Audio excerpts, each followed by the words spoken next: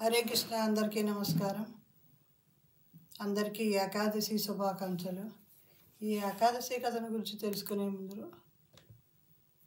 ముందుగా గురు ప్రార్థన చేసుకుని ప్రారంభిస్తాను. నమో విష్ణుపాదాయ కృష్ణపస్థాయ పతలే శ్రీమతే జయపతాక స్వామినితి నామనే నమాచార్య పదాయ నితాయ కృపపదాయ గౌరగధామ దయా నగర గ్రామధరణి. నమో విష్ణుపాదాయ కృష్ణపస్థాయ పోతలే శ్రీమతే భక్తివేదాంత స్వామినితి నామనే నమస్తే సారస్వతే దేవి గౌరవాణి ప్రచారిణి నిర్విశేష శూన్యవాది పాశ్చాత్య దేస్తారని. నమో మహావదన్నాయ కృష్ణ ప్రేమ పదాయ కృష్ణాయ కృష్ణ చైతన్యమనే గౌరతుషన్మ. నమో బ్రహ్మణ దేవాయ గో బ్రాహ్మణితాయ జ జగద్గీతాయ కృష్ణాయ గోవిందాయ నమో నమ. హే కృష్ణ కరుణా సింధు దీనబంధో జగత్పతే గోపేశ గోపికా కాంత రాధాకాంత నమోస్తుతే తప్త కాంచన గౌరాంగి రాధే బృందావనేశ్వరి వృషభానుసుతే దేవి ప్రణమామి హరిప్రియ. వాంఛాకల్పతరుభ్యశ్చ కృపా సింధుభ్యో చ పతితానాం పావనేభ్యో వైష్ణవేభ్యో నమో నమః. ఓం నమో భగవతే వాసుదేవాయ. ఓం నమో భగవతే వాసుదేవాయ. ఓం నమో భగవతే వాసుదేవాయ. మోకం కరోతి వాచాలం పంగుం లంఘయతే గిరిం యత్కృపాతమహం వందే శ్రీగురుం దీనతారిణం పరమానందమాధవం శ్రీచైతన్య ఈశ్వరం. జయ జయ శ్రీ చైతన్య జయ నిత్యానంద జయ అద్వైత చంద్ర జయ గౌరభక్తవృంద. జయ జయ శ్రీ చైతన్య జయ నిత్యానంద జయ అద్వైత చంద్ర జయ గౌరభక్తవృంద. జయ జయ శ్రీ చైతన్య జయ నిత్యానంద జయ అద్వైత చంద్ర జయ గౌరభక్తవృంద. వందే రూప సనాతనో రఘుయుగౌ శ్రీజీవ గోపాలకౌ. వందే రూప సనాతనో రఘుయుగౌ శ్రీజీవ గోపాలకౌ. వందే రూప సనాతనో రఘుయుగౌ శ్రీజీవ గోపాలకౌ. మా శిక్షా గురువులందరికీ పేరు పేరు చొప్పున పాదాబంధనం చేసి సమర్పించుకుంటూ ఈ ఏకాదశి కథలోకి ప్రవేశిద్దాము. ప్రతిసారి చెప్పుకున్నట్లుగానే మనకి యుధిష్ఠిర మహారాజు శ్రీకృష్ణ భగవాన్ దగ్గరికి వెళ్ళి అడగటం, శ్రీకృష్ణ భగవాన్ ఈ కథ చెప్పడం జరుగుతుంది. ఇది బ్రహ్మవైవర్త పురాణం నుండి తీసుకోబడింది. ఈ పురాణాలన్నీ ఏనాటివో ఆనాటి నుంచి మనకి ఇవన్నీ కూడా అందిస్తూ ఉన్నారు. పరంపరగానే వస్తుంది మనకి. ఎప్పుడో 5000 సంవత్సరాల క్రితం శ్రీకృష్ణ పరమాత్ముడు స్వయంగా చెప్పిన విషయాలు ఇవన్నీను మనకి ఇంతవరకు గురుపరంగానే వచ్చాయి. ఇవన్నీ మనకి ఈ కథను విన్నా కూడా మన పాపాలన్నీ పోతాయని చెప్పడం జరిగింది. అంటే కథ వినేసి ఊరుకోమని కాదు, శక్తి మేరకు మనం ఈ ఏకాదశి వ్రతాన్ని నియమాలు పాటిస్తూ ఉండాలి. ఎక్కువగా మనం ఏకాదశి నియమం అంటే ఎంత ఎక్కువ సమయాన్ని దేవుడి ధ్యానంలో గడపగలిగితే అంత మనం పరిశుద్ధులు అవుతాము, ఆయనకి ప్రేమపాత్రలు అవుతాము. ఇది శ్రీకృష్ణ పరమాత్మకి ఎంతో ఇష్టమైనది. ఇది కథలోకి వెళ్దాము. యుధిష్ఠిర మహారాజు ఇలా అన్నారు: ఓ జనార్దన, సకల జీవరాశుల రక్షకుడా, దయచేసి భాద్రపద మాసం అంటే ఆగస్టు సెప్టెంబరు కృష్ణపక్షంలో వచ్చే ఏకాదశి పేరు చెప్పండి.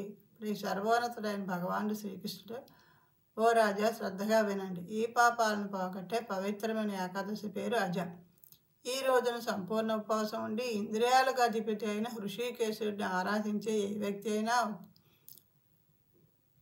పాపాలన్నీ పోగొట్టుకుంటాడు. హృషికేశుడు అంటే శ్రీకృష్ణ పరమాత్మే, ఆయనే స్వయంగా చెప్తున్నారు దీన్ని. ఈ ఏకాదశి గురించి విన్న వ్యక్తి కూడా తన గత పాపాల నుండి విముక్తుడయ్యాడు. ఇది అన్ని భూలోక మరియు స్వర్గలోకాల్లోనూ ఉంది. ఒకప్పుడు హరిశ్చంద్రుడు అనే ప్రసిద్ధ రాజు నివసించాడు. అతడు ప్రపంచానికి చక్రవర్తి మరియు గొప్ప సత్యము మరియు సమగ్రత కలిగిన వ్యక్తి. ఎప్పుడు ఎన్ని కష్టాలు వచ్చినా కూడా అబద్ధం ఆడేవాడు కాదు. ఆయన ఆ సత్యం మీదే నిలబడేవాడు. అతని భార్య పేరు చంద్రమతి. అతనికి లోహితాసు అనే కొడుకు ఉన్నాడు. అయితే విధి బలం వల్ల హరిశ్చంద్రుడు తన గొప్ప రాజ్యాన్ని కోల్పోయి భార్యను కొడుకును అమ్మేశాడు. దైవభక్తి గల రాజు స్వయంగా కుక్క తినేవాడికి చిన్న సేవకుడయ్యాడు. ఆయన విధి ఎలా ఉందో చూడండి. అన్నీ పోగొట్టుకున్నాడు. ఒక ప్రపంచానికి చక్రవర్తి, ప్రజలను కన్నబిడ్డల్లాగా పరిపాలించేవాడు, సత్యాన్నే అంటిపెట్టుకుని ఉండేవాడు. ఆ విధివశాత్తు ఆయన తన భార్యాబిడ్డలను నమ్ముకోవాల్సి వచ్చింది. అంతేకాకుండా తను ఒక శ్మశానంలో ఉన్న అక్కడ పనులు చేసేవాడికి దాసుడిగా అయ్యి అక్కడికి శ్మశాన వాటికి కాపలాదారుగా చేయవలసి వచ్చింది. అయినప్పటికీ అటువంటి నీచమైన సేవ చేస్తున్నప్పుడు కూడా అతడు తన నిజాయితీని మరియు మంచి లక్ష్యాన్ని విడిచిపెట్టలేదు.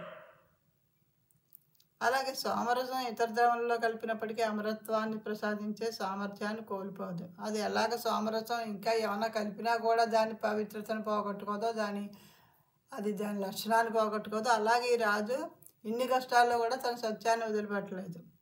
ఈ పరిస్థితిలో చాలా సంవత్సరాలు గడిచిపోయాయి. అప్పుడు అతను ఒకరోజు విచారంగా నేనేం చేయాలి, ఎక్కడికి వెళ్ళాలి, ఈ దుస్థితి నుంచి ఎలా బయటపడాలి అని ఈ విధంగా అతను ఆందోళన పడుతూ దుఃఖ సముద్రంలో మునిగిపోయినాడు. ఒకరోజు ఆయన అదృష్టవశాత్తు ఒక గొప్ప ఋషి ఆయనకి ప్రత్యక్షమయ్యాడనమాట. అక్కడ దర్శనం ఇచ్చాడు. రాజు ఆయన చూసినప్పుడు బ్రహ్మదేవుడు ఇతరులను సహాయం చేయడానికే బ్రాహ్మణ్ సృష్టించాడు అని అనుకున్నాడు. ఆయన పేరు గౌతముని. హరిశ్చంద్రుడు ఈ గౌతమునికి గౌరవప్రదంగా నమస్కరించాడు. ఆయన పాదాభివందనం చేసి తన కథ అంతా వివరించాడు. ఆయన గౌతముని రాజు పడుతున్న బాధలు ఈ కథ అంతా విని ఆశ్చర్యపోయాడు.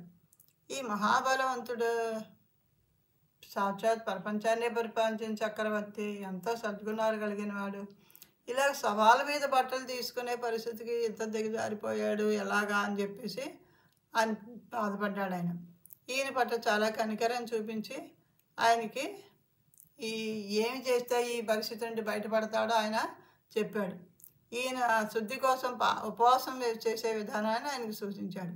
గౌతముని ఇలా అన్నాడు, ఓ రాజా, భాద్రపద మాసంలోని చీకటి పక్షం రోజుల్లో అజ అంటే మన ఈ ఏకాదశి పేరు అజ ఏకాదశి, దీన్నే అన్నదా ఏకాదశి కూడా అంటారు. ఈ ప్రత్యేక ఏకాదశి వస్తుంది. ఇది అన్ని పాపాలను తొలగిస్తుంది. నిజానికి ఈ ఏకాదశి చాలా పవిత్రమైనది. మీరు ఆ రోజున కేవలం ఉపవాసం ఉంటే మరియు ఏ ఇతర తపస్సు చేయక్కర్లేదు. మీ అదృష్టం వల్ల అది వారం రోజులు రాబోతోంది, 7 రోజుల్లో రాబోతోంది. కాబట్టి ఈ రోజున ఉపవాసం చేయండి. ఓ హరిశ్చంద్ర, నువ్వు గతంలో చేసిన పుణ్యకార్యాల వల్ల నేను ఇక్కడికి వచ్చాను అని చెప్పి ఆ మహర్షి అక్కడి నుంచి వెంటనే అదృశ్యమైపోయాడు. ఈ మహారాజు, ఈ చక్రవర్తి, ఆయన పరిస్థితి కాటికాపురిగా ఉన్నాడు కదా. ఆయన అజ ఏకాదశి వచ్చిన రోజు ఈ గౌతముని చెప్పిన సూచనలన్నీ పాటించి ఆ రోజు ఆయన సూచనలు పాటించి ఉపవాసం చేశారు. ఓ మహారాజా యుధిష్ఠిర, రాజు ఆ రోజు ఉపవాసం ఉన్నందున అతని పూర్వ పాపాలకు ప్రతిచర్యలు పూర్తిగా నాశనం చేయబడ్డాయి. ఈ ఏకాదశి వ్రతం యొక్క ప్రభావాన్ని చూడండి. గత కర్మల పాప పనుల ఫలితంగా ఎవరైనా పడే బాధలన్నీ వెంటనే నాశనం చేస్తుంది. అలా హరిశ్చంద్రుడి కష్టాలన్నీ తొలగిపోయాయి. ఈ అద్భుతమైన ఏకాదశి యొక్క శక్తితో అతను చనిపోయిన తన కొడుకును కూడా బతికి వచ్చాడనమాట. అతనికి తన కొడుకు లోహితాసుడు అక్కడ తల్లితో ఉండినప్పుడు పాము కరిచి చనిపోతాడు. అతన్ని కాటికాపురి దగ్గరికి తీసుకురావాలిగా శ్మశానం దగ్గరికే తీసుకొస్తారు. అప్పుడు భార్యని కొడుకుని గుర్తించి ఆయన చాలా దుఃఖిస్తాడు. అప్పుడు ఈ వ్రతం చేసి ఉన్నందువల్ల ఆయనకి అతను బిడ్డ మరి బతకడం జరుగుతుంది, భార్య తన దగ్గరికి రావడం జరుగుతుంది. చేసిన వాటిలన్నిటికీ ఆయన పాపాలన్నీ ఈ వ్రతం వల్ల పోయాయి అన్నమాట, తొలగిపోయాయి. ఇప్పుడు ఆయన శుద్ధుడయ్యాడు కాబట్టి ఇవన్నీ జరిగాయి. ఈయన ఇక్కడ ఇలా ఎప్పుడైతే జరిగిందో అప్పుడు దేవతలు ఆయన వాయిద్యాలు మోయించడం మొదలెట్టారట. వీళ్ళ ముగ్గురు మీద పూల వృష్టి కురిపించారట పైనుంచి, ఆకాశం నుంచి. ఏకాదశి వ్రత ఆశీర్వాదంతో కష్టాలు లేకుండా తిరిగి రాజ్యాన్ని పొందాడు. అంతేకాదు హరిశ్చంద్రుడు ఈయన ఎప్పుడైతే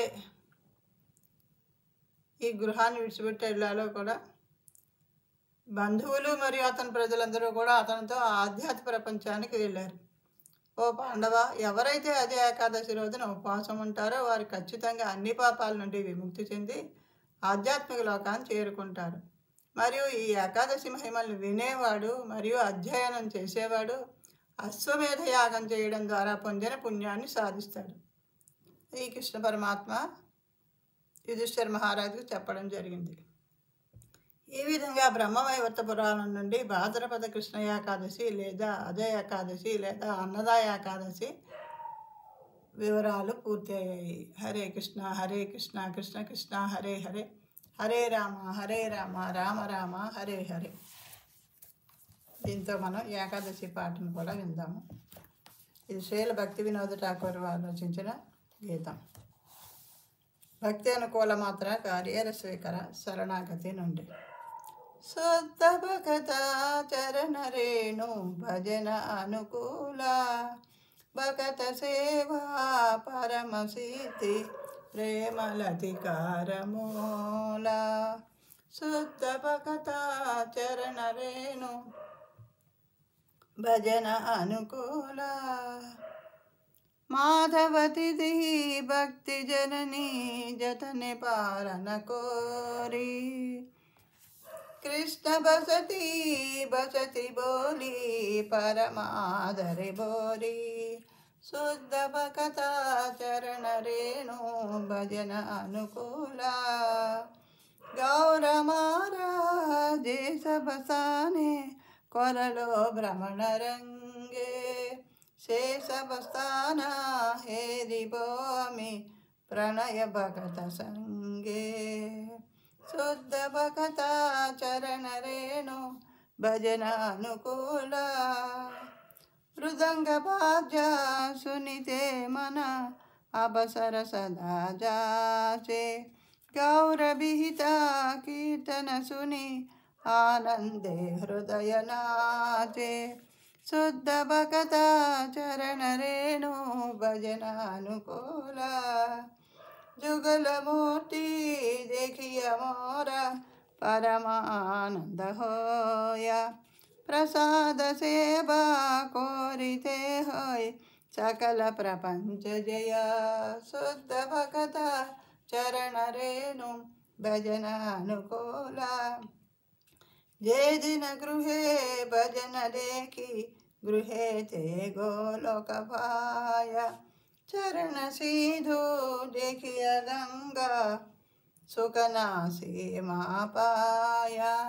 शुद्ध भगत चरण रेणु भजन अनुकूला, तुलसी देखी जुड़ाया प्राण माधव तो शनि जानी. गौर प्रिया साक सेवने जीवन साधक मानी. शुद्ध भगत चरण रेणु भजन अनुकूला, भक्ति विनोद कृष्ण भजने अनुकूल पाय जाह. प्रति दिवसे परम सुखे स्वीकार करो ये ताह. शुद्ध भगत चरण रेणु भजन अनुकूला, भगत सेवा परम सिद्धि प्रेमलधिकार मूल. हरे कृष्णा कृष्ण कृष्ण हरे हरे, हरे राम राम राम हरे हरे. हरे कृष्णा कृष्ण कृष्ण हरे हरे, हरे राम राम राम हरे हरे. हरे कृष्णा कृष्ण कृष्ण हरे हरे, हरे राम राम राम हरे हरे. शुद्ध भगत चरण रेणु भजन अनुकूला, भगत सेवा परम सिद्धि प्रेमलधिकार मूल. హరే కృష్ణ. ఈ పాట యొక్క భావం ఇలా ఉంది. శుద్ధ భక్తుల పాదపద్మాల ధూళియే భక్తియుక్త సేవకు అనుకూలమైనటువంటిది. వైష్ణవ సేవయే పరమసిద్ధి మరియు దివ్య ప్రేమ అనే భక్తిలతకు మూలము. ఏకాదశి మరియు జన్మాష్టమి వంటి పవిత్ర దినములను నేను అత్యంత శ్రద్ధతో పాటించను. ఎందుకనగా అవి భక్తికి జనని, అత్యున్నత గౌరవము మరియు ప్రేమతో నా నివాస స్థలముగా శ్రీకృష్ణుని దివ్యధామమునే ఎన్నుకుందను. నా స్వామి గౌరసుందరుడు తన లీలలు జరుపుటకు ఏ ఏ ప్రదేశములందు సంచరించునో ఆయా ప్రదేశములకు నేను ప్రియమైన భక్తుల సాంగత్యములో సందర్శించను. నా మనస్సు మృదంగ వాద్యమును వినే అవకాశముని ఎల్లప్పుడూ అర్థించును. గౌరచంద్రుడు నిర్దేశించిన కీర్తనను విని నా హృదయం పారవస్యంతో నృత్యం చేస్తుంది.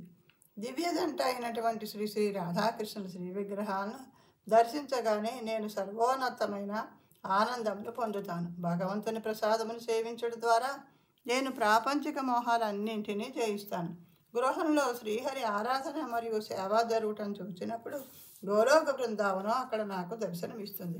భగవంతుని పాదపద్మాల నుండి బహిర్గతమైన అమృతవాహిని గంగను దర్శించినప్పుడు నా ఆనందానికి అవధులు ఉండవు.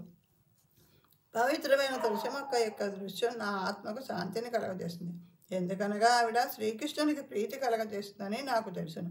శ్రీ చైతన్య మహాప్రభువుకు ప్రియమైన సాకును ఆకుకూరతో చేసే ఒక వంటకం ఆస్వాదించడం ద్వారా నా జీవితం సార్థకమైనట్లు భావించను.